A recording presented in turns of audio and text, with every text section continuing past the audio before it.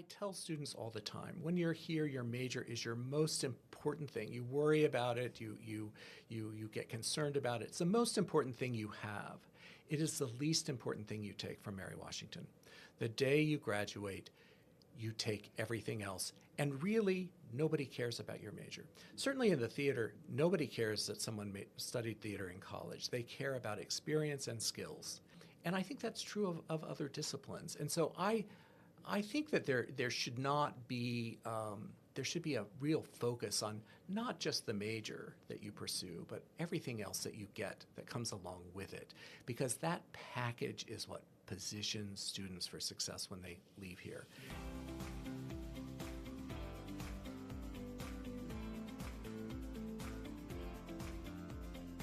Welcome to the podcast, What Matters Most. This is your host, Troy Paino. I'm the president here at the University of Mary Washington.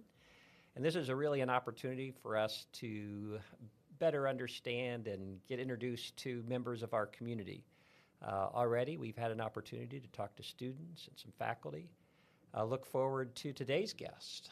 He is someone who I know many people know because he's been a part of this community for a long time, and that's Professor Gregg Stull. Gregg, welcome to What Matters Most. Thank you. Pleased to be here. Okay, well, we're going to use this opportunity over the next few minutes to get to know you a little bit better, learn a little bit about your journey, your time here at Mary Washington, what you're up to now, but also thoughts about the future and what we might expect in your current role, which is the Director of Arts here at the University of Mary Washington, which is a part of the College of Arts and Sciences. It's a new role for you, so we want to know more about that role and what you hope to do with that as we move forward. But to get things started, I would like the listeners to learn a little bit more about you and your journey, both to Mary Washington, but also to theater.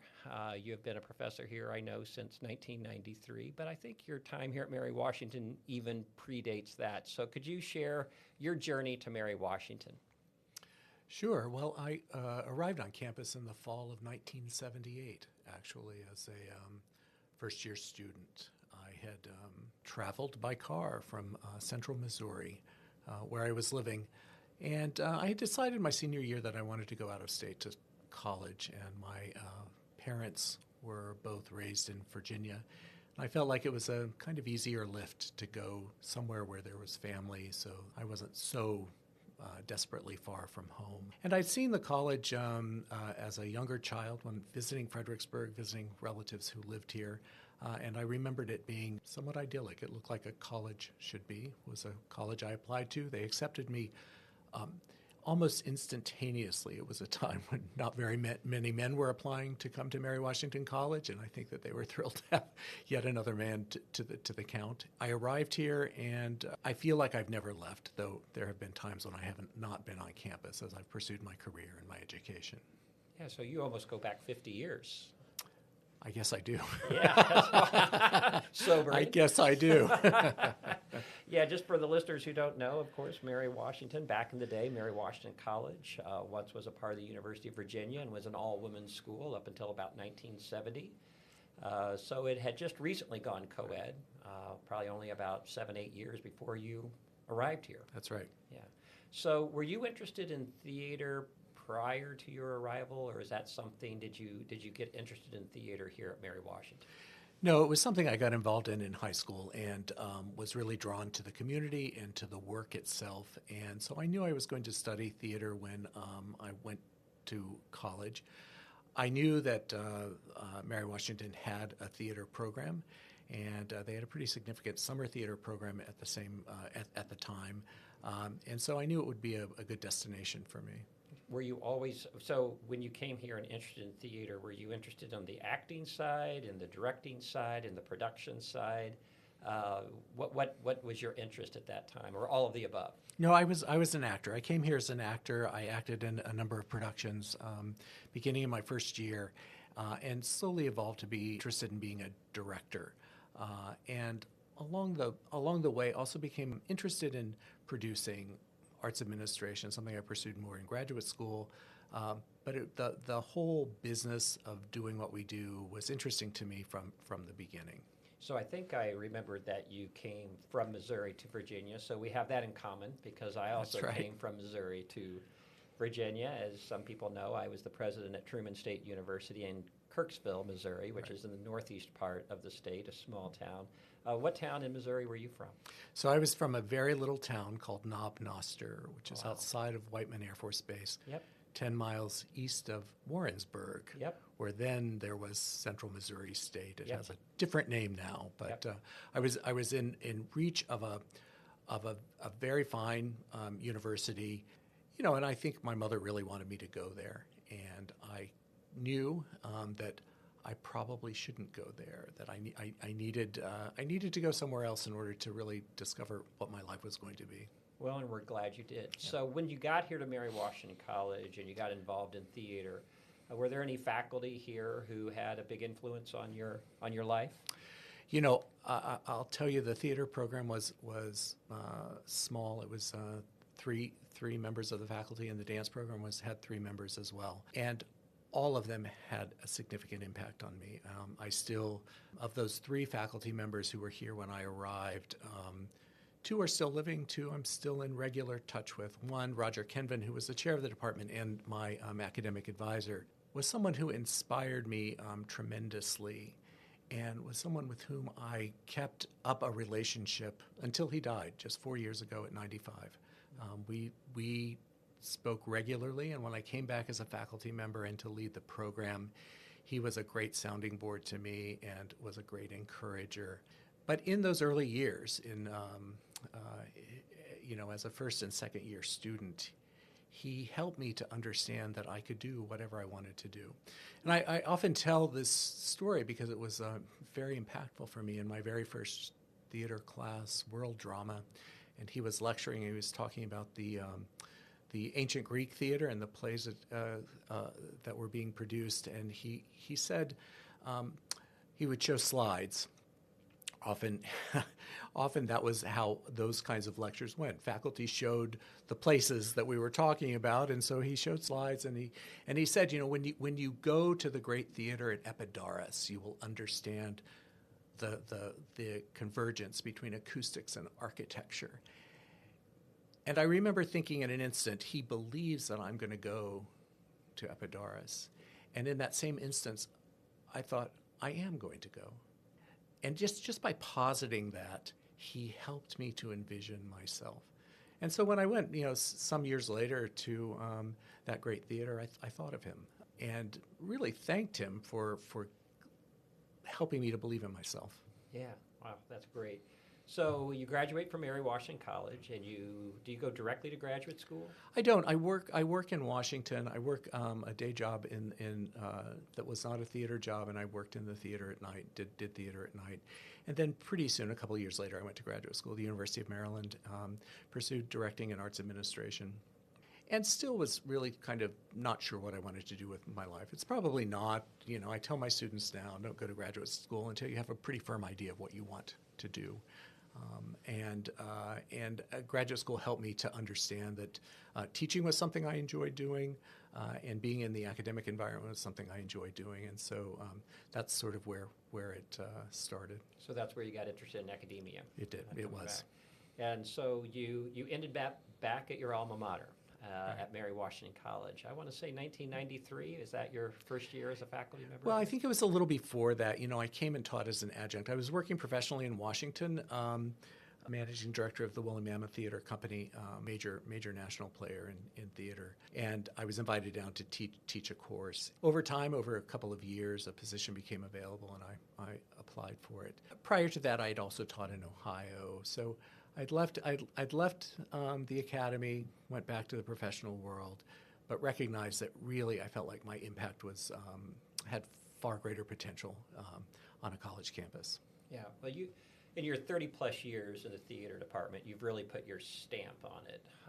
And so I'd like to know a little bit more about your evolution as a professor and your own thoughts about kind of your methodology, your pedagogy, your philosophy, if you will, around teaching theater and how that has maybe evolved over the 3+ decades you've been here at Mary Washington. So when you think about theater at Mary Washington, what do you think about? What's distinctive? What are the values? What are the things you hope to impart upon the students who come to the theater department?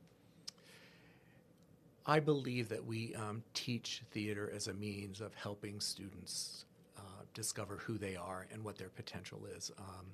And the fact that we get to do extraordinary plays and musicals and have journeys together is the byproduct of that. Our process is the most important. You know, in my early years, like I think many young faculty, I felt like I had something to share. Like I felt like when I got up in front of a group of students, I wanted to impart to them all kinds of information and thoughts. And that has evolved, probably very quickly evolved into knowing that I'm on a journey with those students. Students have a lot to teach me. I want to be vulnerable to that moment. And I really feel like every time that I'm before a group of students, either in the rehearsal room or in a classroom, we're doing this together. And that has, that's where I get something back. That's the most amazing feeling that I can get. Yeah, I always tell people about our theater department, and one of the things I say is sort of the pinnacle of experiential learning from my vantage point when I go to a production and I see that students are involved in really every facet of that production. Is this something that you came to Mary Washington wanting to create that sort of laboratory where students were involved in the production from soup to nuts, or is that something that evolved over time? I think when I came, I knew that we had untapped potential. I also recognize that in order to put students on a path to a professional career, they needed to get experience. And the quickest way to get experience is to do it while they're in school. Many of our students do internships. They don't like to do academic year internships because they don't want to miss out what's happening on campus.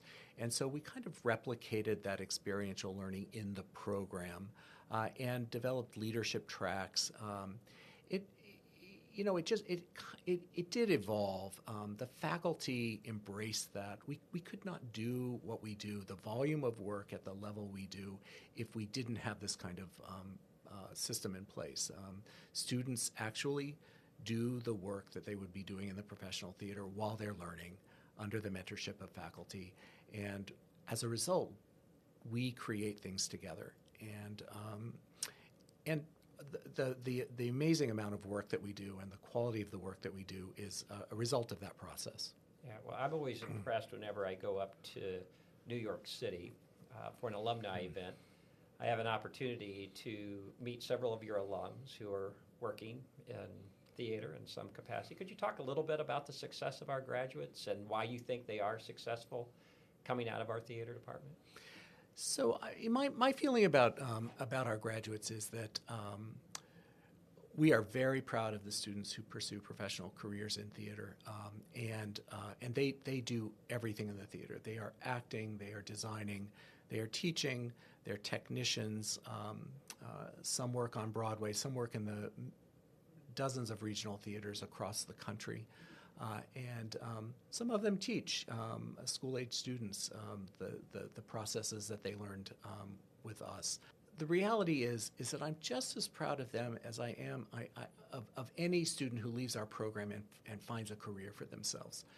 We have a tremendous number of students who go into law or have successful legal careers, and that's not because we are a potentially fertile ground for training lawyers. It's because at any point, I believe, our graduates can decide they want to do something else with their lives, and the Mary Washington education gives them what they need to do that at any point that they decide to do it. And so we do have students who switch careers. They decide that they can't continue to do the theater career because the nature of their lives have changed. Maybe they're growing a family or any number of circumstances, and then they switch gears, and then they become what they want to be, and I'm very proud of all of those students. So the students who work in the theater and the students who don't work in theater, they are all success stories for us. Yeah. Well, you and I have had these conversations in the past, and I think you understand how I value the arts and that I think that they are an incredibly important part of our liberal arts and sciences mission. But I'm going to go ahead and sort of take the skeptical role here because I know you probably have to deal with this on a regular basis. Maybe it's from prospective students who are interested in theater, but their parents maybe are a little nervous, right, about, okay, you're going to major in theater. Is there a job at the other end of it? What's the case you make for an education in theater for today's student, 2026? Well, I believe that this discipline gives students a broad world perspective and a human perspective that allows them to understand how we relate as individuals and as communities. But when you come to Mary Washington, it's not about your major. I tell students all the time, when you're here, your major is your most important thing. You worry about it, you get concerned about it. It's the most important thing you have. It is the least important thing you take from Mary Washington. The day you graduate, you take everything else. And really, nobody cares about your major. Certainly in the theater, nobody cares that someone studied theater in college. They care about experience and skills. And I think that's true of other disciplines. And so I think that there should not be there should be a real focus on not just the major that you pursue, but everything else that you get that comes along with it, because that package is what positions students for success when they leave here. And I see it over and over again. And you know, I can point to very successful graduates of the theater program, if you know, by any measure. Like, you know, if you want to talk about income, we have people who make extraordinary amounts of money. If you want to talk about sort of visibility and fame, we have that as well. But really, the whole package is the fact that you get this education that you can choose to do anything with that you want. Well, we are all very proud of our theater department and our theater program, and it's gotten a lot of national recognition here lately as one of the best in the country, which we're obviously very proud about that. I would like you to make the case now for why theater, not just for those who major in it, but for the rest of our students. But what would you tell a student who is here majoring in accounting, maybe has no experience with theater? What's the case you would make for them to, hey, you need to get out, you need to experience the theater, you need to see a production? You know, I think a little bit about myself. You know, I was among the first in my family to go to college, and when I came to college, I looked at my experience as an adventurer. Like, I wanted to collect as many experiences as I could. I came open to everything, and I went to lots and lots of different events, and as a result, I learned and I changed and I grew. And if I'm talking to students today, you know, it's a privilege to be on this campus, on any campus, as a young person studying, and that privilege also extends to opportunity. And this is a great time to just experience new things. Just go try something. It's a very low threshold. Just try it and see what it is that it gives back to you. And if you want to come to the theater and you've not been to the theater before, go with an open mind.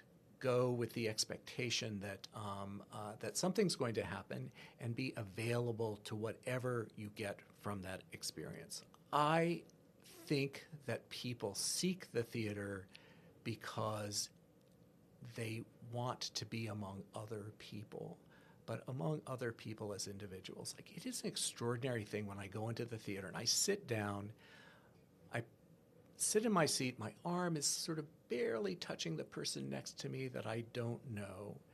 Together, we experience the lights going down. Our focus is on a singular perspective, and we take from that what we see and what we hear, something completely different. And yet it is a shared experience. It is as human can be. It's part of who we are as people. And that's amazing to me. And that's why I go to the theater all the time. Maybe for that singular moment when that happens. And so I would want our students, I would want everyone to just make themselves available for that experience. That's great. So, and I think you've been here, as I mentioned, over 30 years, and if I'm not mistaken, you've been involved in directing about 60 plus productions here at Mary Washington. Do you have a favorite? You know, The favorite is always the one that I'm in. I love the process. I love being deep inside of a piece of text and exploring it with students.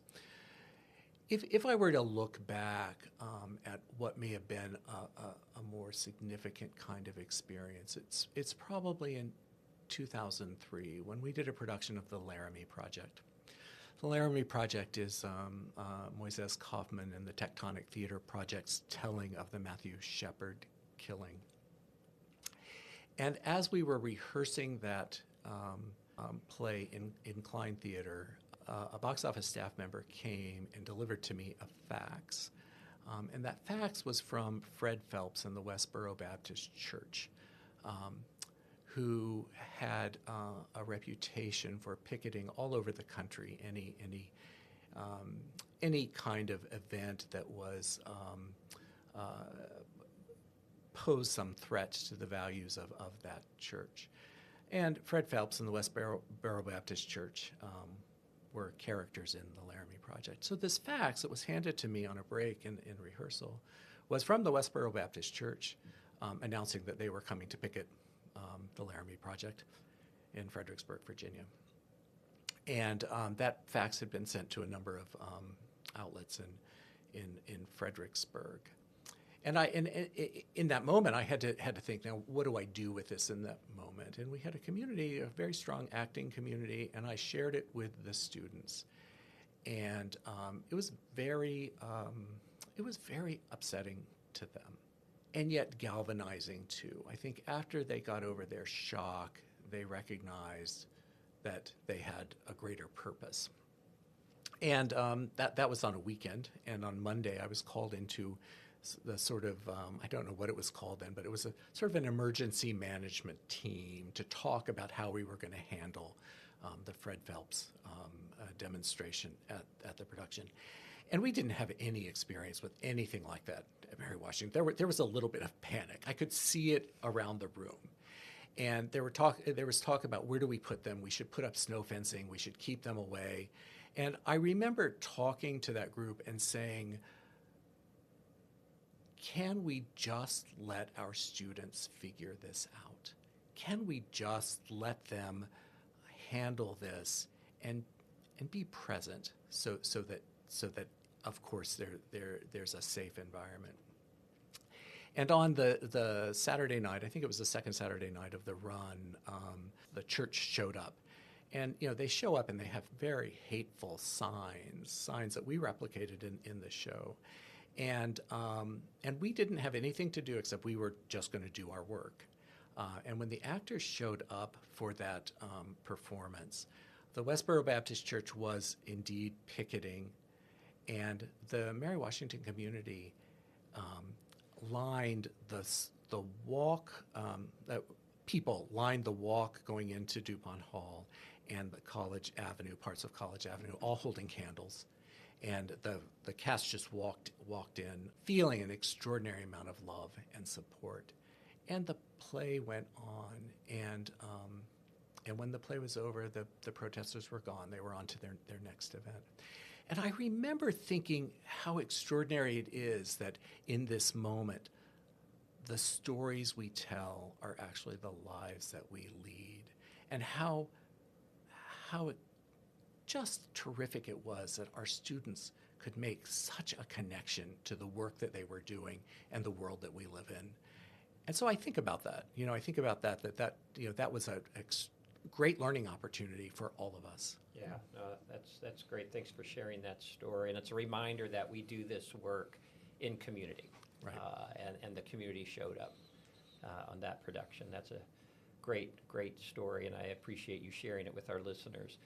Well, you've now assumed a different role, slightly different role, still interested in theater, of course, but now you have a broader role here on campus as the Director of the Arts. Could you explain to the listeners what that all entails? So we have reconfigured ourselves on campus and at the university, and so we've gathered together disciplines, and so we've gathered together art, music, theater and dance, historic preservation, the UMW galleries and the UMW museums to begin working together to establish shared values, shared processes, and just ideas about the future of the arts on campus. We believe that by working together, we can bring more people to this campus, local patrons of the arts, but also future students, and we can really solidify our role in the landscape of the Commonwealth and perhaps nationally as a real player for educating young artists and looking to go into the world and have an impact. So for me right now, we're just really working on learning how to talk to each other. Like we're very busy people, and we have all successful programs, and we just have to figure out how it is that we can have conversations that yield results where the sum of us can be greater than the individual departments working. The arts have always been very important at Mary Washington, always from the very first days of the normal school, there was arts activity, and I think that this is just an opportunity to solidify that and maybe bring the visibility up a little bit more than it has been. Yeah, well, I know I view the arts on our campus as really a bridge to the community, and it's an opportunity, and I hear often from members of the Fredericksburg community and the surrounding areas, how grateful they are to have both the theater productions, but also our galleries and musical performances to be able to go and attend to, and what an asset it is. And it's always great to welcome the community into the work that our students are doing in these creative spaces. And along those lines, we've got some exciting projects going on that I think almost symbolizes that bridge to the community. I'd like you to talk a little bit about the construction projects around the arts, both the new theater, but also the work that's being done on those three buildings that house our music and our studio art programs. So we hope in the fall of 2028 that we'll open a new building on the corner of William Street and Sunken Road, which will be a new home to the Department of Theater and Dance. And in that one building will exist two theaters, all of our rehearsal spaces, our shops, our classrooms, our studios, our offices, and tremendous collaboration spaces for students. It is situated on that corner to welcome the Fredericksburg community onto this campus. And indeed, it will connect Campus Walk through that building. So when it opens, you could take Campus Walk from the corner of Sunken and William all the way to Gulrick. And I think that's exciting, and also is symbolic in a significant way in the way that the institution has grown and embraced the local community. It is a teaching lab, that's building. Every bit of the space will be on view. There's a lot of glass internally, so people can see costumes being made, sets being built, sets being painted, and rehearsals happening as well. And that's exciting to me because it demystifies the work that we do, and also makes visible that it is work. It is work to which we are committed. As soon as we move into that building, we will vacate DuPont, Melchers, and Pollard for what will be an historic renovation of the Fine Arts Complex. That's great. So I'm going to close with just a few sort of reflective questions. I'm curious, have you ever, through the arc of your career, considered doing anything outside of the arts or outside of theater? Was there ever a time where you thought, you had mentioned that some of your students go on and change their path at some point in time. Did you ever consider doing anything else? And if so, what was it? I don't know that I seriously considered it, but there was a time in my career when the AIDS epidemic was raging across the globe. I was very much involved in a project called the Names Project. It was the AIDS Memorial Quilt. It's the largest community arts project in the world, and it's made up of tens of thousands of 3x6 panels that memorialize someone who's died of AIDS, and that was a community arts project of social protest. that actually changed the discourse on AIDS in this country, which was not getting the national attention that it needed in order to make a difference in the lives of people living with AIDS. And I spent a tremendous amount of time with that project and did a lot of work with the Names Project. And as a result of that, there were moments where I wondered whether the work of social justice and using the arts as a means of social justice was a more important way to spend my life. Like, could I make a greater difference in sort of direct social action than I could doing what I do? And I think what changed that is that we had a display of the entire AIDS Memorial quilt on the mall, the National Mall in Washington. And what was then, I think it was CORE then, brought about a dozen students for the weekend to do an alternative fall break. And they spent the greater part of a weekend at the display volunteering. And when I observed them working among tens of thousands of volunteers, so they were a small group among many, I realized that I could do both. That I could be involved in social justice and also teach students, and I could connect those things. They were not separate, and I don't think I've ever looked back. Yeah. So just a couple closing questions. What do you love most about your job? I love working with students and what they can teach me about myself. What do you like least about your job? I don't like as many meetings as I have. I mean, honestly, I have more meetings now than I ever have, and so I struggle with that. Yes, I understand that completely. As someone who goes from meeting to meeting all day. So I always like to close each interview with a question, and the question is, what are the three things that matter most to you right now at this moment in your life? What matters most to me probably involve a lot to do with our students. I am keenly aware that the world is a challenging place for many of them, and what matters most to me is to help our students find a path for themselves in that world. Likewise, I am concerned about the arts in this country and working very diligently to do whatever I can to be involved on the national level as well as the local level and the campus level to solidify a place for the arts as well. Also, what matters to me right now is to get that building built. Yeah. I mean, I'm with you. I am eager. I'm eager for that, and I'm doing whatever I can to help. Well, Gregg, you've been part of building a theater program that is worthy of this new, beautiful home that we are building for it. I know this might make you feel old, but we are so grateful that you have been a part of the Mary Washington community now for about a half a century, Right. Which is incredible, and your impact, your imprint on this place is profound. And so I'm just incredibly grateful for everything you've done for our students over your time here. I'm grateful to call you a friend and a colleague, and thank you so much for joining me today. Thank you, Troy. All right. Thank you, and I look forward to the next time.